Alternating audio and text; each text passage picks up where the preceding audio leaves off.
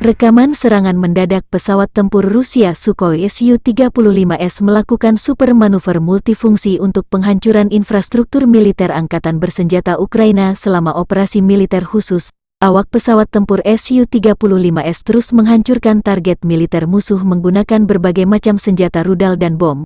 Sebelum keberangkatan, tim spesialis dan staf teknis memeriksa sistem operasian, mengecek bahan bakar pesawat dan kesiapan sistem persenjataan pesawat. Demikian keterangan resmi video yang diunggah Kementerian Pertahanan Rusia Rabu 11 Mei.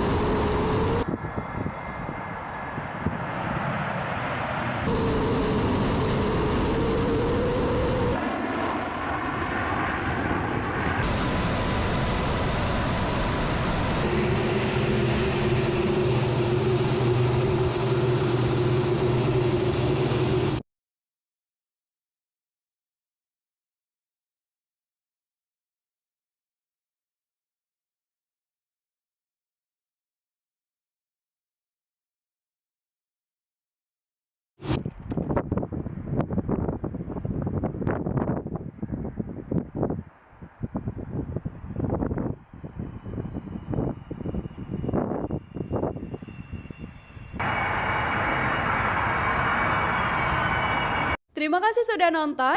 Jangan lupa like, subscribe, dan share ya.